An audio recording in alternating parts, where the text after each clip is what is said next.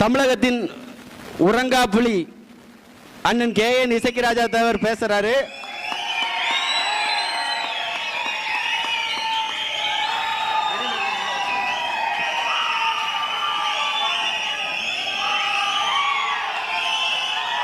எல்லாரும் கொஞ்சம் சத்தப்படும். இந்த மண்ணிற்காகவும் இந்த நாட்டிற்காகவும் போராடிய கூட்டத்திலிருந்து வந்திருக்கும் இந்த சிவகிரி மண்ணில் இருந்து இந்த சிவகிரி மண்ணில் இந்த பேச்சை தொடங்குவதற்கு முன்பாக காலமெல்லாம் நமக்காக உழைத்த, நமக்காக சிறை சென்ற, 100க்கும் மேற்பட்ட வழக்குகளை சுமந்து கடைசி வரை அந்த வழக்குகளுக்காக நீதிமன்றங்களுக்கு அலைந்து தன்னுடைய இன்னுயிர் நீத்த மாவீரன் சண்முகா பாண்டியன் அவர்களுக்கு அனைவரும் ஒரு 2 நிமிடம் மௌனஞ்சலி செலுத்தி நாம் தொடங்குவோம்.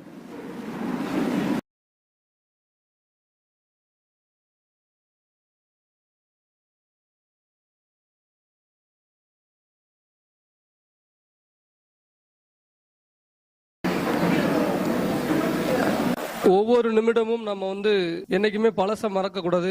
சண்முகா பாண்டியன் மாதிரி அவர்கள் செஞ்ச தியாகங்கள் தான் ஒவ்வொரு நேரத்திலும் கட்டமைக்கப்பட்டு இன்னைக்கு நம்ம எல்லாம் ஒரு பேஸ் மட்டத்தில் நிக்கும்னா அவரை போன்ற நிறைய இந்த சமூகத்துல போராளிகள் இந்த சமூகத்துக்காண்டி போராடி உயிர் நீத்திருக்காங்க. அவங்களெல்லாம் நம்ம எப்போதுமே மனசுல நினைச்சுக்கிடணும். அதுதான் அவங்களுக்கு நம்ம ஒரு நன்றி கடன் செலுத்துவது மாதிரி இருக்கும். வளையல் அணிந்த கையில் சூளம் ஏந்தியவள், யானையின் தோலை போர்த்து அதன் மேல் சிங்கத்தின் தோலை மேகலையாக அணிந்தவள், இடைக்காலிலே சிலம்புவும் வளைக்காலிலே வீரக்கலம்பும் ஒலிக்கும் சிற்றடிகள் உடையவள், எருமை தலையும் மனித உடலும் கொண்டு திரண்ட தோளுடன் திகழ்ந்த மகிடாசூரனை கொன்று அவனது தலைமையில் நிற்பலுமாகிய எம் போர்க்குடி தெய்வமாகிய கொற்றவையை வணங்கி சேர சோழ பாண்டியர்கள இந்த வாரிசுகளை வணங்கி நான் இந்த மண்ணில் இருந்து என்னுடைய உரையை தொடங்குகிறேன். தமிழ்நாட்டில் எந்த மூலையில எந்த இடத்துல போய் நம்ம நின்னாலும் அந்த மண்ணுக்குன்னு ஒரு வரலாறு இருக்கும். அந்த மண்ணில இருந்து இந்த நாட்டை காப்பாத்துறதுக்காண்டி நிறைய உயிரை பலி கொடுத்திருப்போம். அதுதான் இந்த முக்குளத்தூர். எந்த இடத்துல தமிழ்நாட்டில் எந்த மூலையில எந்த தெருவில் இருந்து பேசினாலும் அந்த இடத்துல இருந்து இந்த நாட்டுக்காண்டி உயிர் விட்ட சமுதாயம் அது நம்ம சமுதாயமா தான் இருக்கும். இந்த விழாவை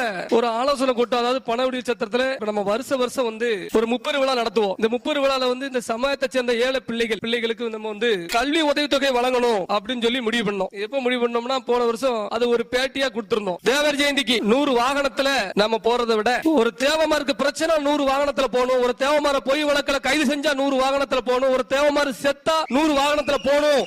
அப்பதான் இந்த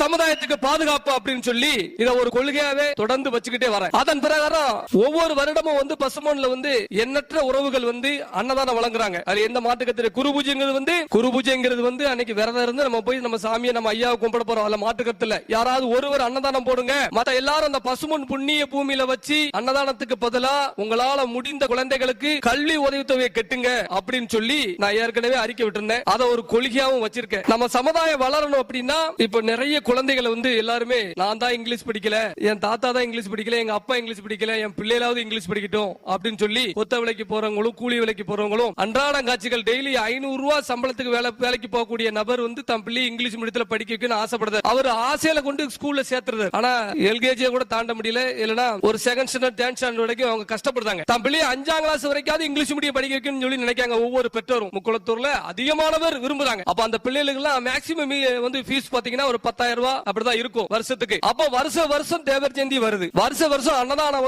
10 பேர் 12 பேர் போடுறோம். அதுக்காண்டி எல்லா இடத்திலும் போய் வசூல் பண்றோம். அன்னதானத்தை வசூல் பண்றோம். 25 லட்சம் 30 லட்சம் 40 லட்சம் எல்லாரும் வசூல் பண்றாங்க. தமிழ்நாடு ஃபுல்லா, இந்தியா ஃபுல்லா போறாங்க. இந்தியால எங்கெல்லாம் தேவமா இருக்காங்களோ அங்கெல்லாம் போய் நான் அன்னதானம் போட போறேன், 1 லட்சம் பேருக்கு போடுறேன், 1 லட்சம் பேருக்கு போடுறேன், 1 லட்சம் பேருக்கு போடுறேன்னு சொல்லி வசூல் பண்றாங்க. அதுல மாட்டு கருத்து இல்ல, அது அவங்களுடைய தனிப்பட்ட கருத்து. என்னைய பொறுத்தவரை யாராவது ஒருவர் அன்னதானம் போட்டுட்டு அப்படி பிரிக்கக்கூடிய பணங்கள்ல பசுமோன்ல மேடை போட்டு ஒவ்வொரு இயக்கங்களும் போட்டி போட்டு இங்கிலீஷ் மீடியம் படிக்க வைக்க கஷ்டப்படும் பிள்ளைகள் இதை பூரா தேர்ந்தெடுத்து ஒரு ஆட்டோ டிரைவர் ஒரு பிள்ளையை படிக்க வைக்காரு, இங்கிலீஷ் மீடியம் ஃபீஸ் கட்ட முடியாம இருக்காரு. இப்படி இந்த குடும்பங்களை இந்த பிள்ளைகளுக்கு வருஷம் நான் 10 பிள்ளைக்கு நான் கட்டுதேன், நான் 20 பிள்ளைக்கு கட்டுதேன், நான் 100 பிள்ளைக்கு கட்ட போறேன் இந்த வருஷம் ஃபீஸ் அப்படின்னு சொல்லி பசுமோன்ல வச்சு நம்ம எல்லா இயக்கங்கள் எந்த இயக்கமா இருந்தாலும் அப்ப அதுல போட்டி போட்டு நம்ம பிள்ளைகளுக்கு ஃபீஸ் கட்டணும். அப்படிங்களா பசுமோன்ல வச்சு ஃபீஸ் கட்டணும்னா நம்ம சமுதாயம் கல்வி ரீதியா எஜுகேஷன் ரீதியா மிகப்பெரிய உள்ள வளர்ந்துரும். அந்த பிள்ளை படிச்சு வளர்ந்து ஒரு உயர் பொறுப்புக்கு வரும்பொழுது பசுமோன்ல ஃபீஸ் கட்டி வளர்ந்தவங்கள பசுமொன்ல பீஸ் கட்டி நான் வந்து படிச்சு ஆபீசர் ஆயிருக்கேன் அப்படிங்கிற என உணர்வு இருக்கும். அந்த ஒரு காரணத்துக்காண்டி அந்த அறிக்கையை நான் ஏற்கனவே விட்டுருந்தேன். சரி நம்மள இருந்து அதை ஆரம்பிக்கும் அப்படின்னு சொல்லி தான் போன வருஷமே நாங்க வந்து ஃபீஸ் கட்டினேன். கிட்டத்தட்ட 6.5 லட்சம் ரூபாய் போன வருஷம் நாங்க ஃபீஸ் கட்டணும். எல்லா பிள்ளைகளுக்கும் இங்கிலீஷ் மீடியம் படிக்க பிள்ளைங்க எல்லாத்துக்கும் கவர்ல பணம் வச்சு கொடுத்திருந்தோம். இதெல்லாம் நீங்க பாத்திருப்பீங்க. கிட்டத்தட்ட 2000 பேர் வருவாங்க நினைச்சேன். அதுல 5000 பேர் வந்திருந்தாங்க. இப்போ வந்து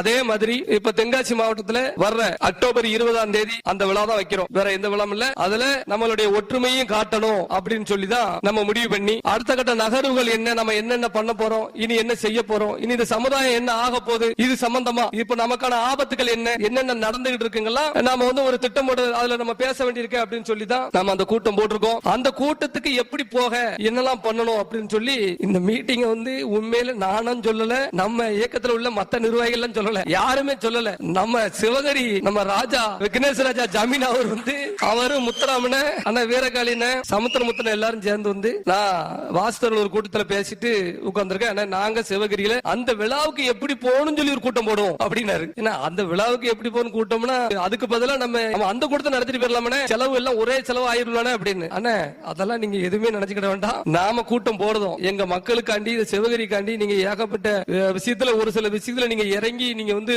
ஒர்க் பண்ணிருக்கீங்க. அப்ப நாங்க ஏதாவது ஒண்ணு செஞ்சு ஆகணும். அப்ப இந்த கூட்டத்தை நாங்க இதை போட்டே தீர்றோம். தலைவர்ல இருந்து கணேசன்ல இருந்து எல்லாருமே சொல்லிட்டாங்க, பேசாங்க. அவர் பேசும்போது சொன்னாரு, ஆனா நான் என்ன சொல்றேன், இப்போ முப்பெரு விழா கூட்டத்தோட இங்க கூட்டம் அதிகம் இருக்கிறத பார்த்துட்டு தான் எனக்கு ரொம்ப ரொம்ப சந்தோஷம்.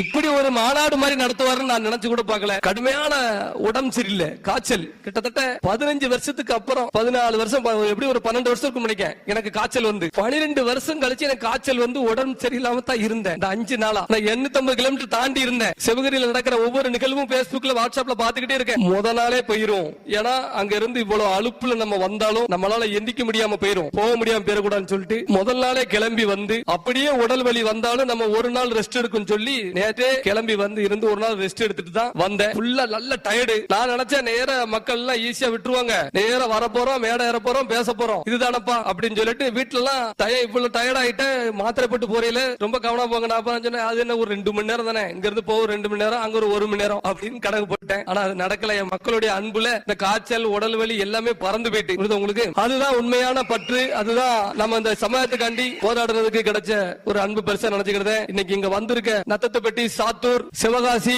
கன்னியாகுமரி, தென்காசி மாவட்டம், சென்னையில இருந்து இப்படி வந்து இந்த பிஎம்டி போராளிகள் அனைவருமே வந்திருக்காங்க. பாசமிகு அண்ணன் ஏசுதாசன், மடத்துப்பட்டி பிரசிடென்ட் அண்ணன் அலித்துரன், இப்படி நிறைய பேர் வந்திருக்காங்க. இந்த கூட்டத்தை மிகவும் சிறப்பாக வந்து நடத்தி கொண்டிருக்கும். மிகவும் சிறப்பான ஏற்பாடு செய்த அண்ணன் விக்னேஷ் ராஜா ஜமீன்தார் அவர்களுக்கும், அண்ணன் முத்துராமன் அவர்களுக்கும், சிவகிரி தலைவர் அண்ணன் கோட்டூர்சாமி பாண்டியன் அவர்களுக்கும், செங்கல் சூளை தலைவர் அண்ணன் கணேசன் அவர்களுக்கும், அண்ணன் சமுத்திரமுத்து அவர்களுக்கும், வீரகாளி தேவர் அவர்களுக்கும், இதெல்லாம் ஒருங்கிணைச்சு மிக அருமையான முறையில் பிஎம்டி போராளிகளை வரவேற்ற அண்ணன் பொன்ராஜ் தேவர் அவர்களுக்கும், இது சம்பந்தமா உழைத்த அத்தனை நபர்களுக்கும் எனது மனமார்ந்த நன்றியை தெரிவித்து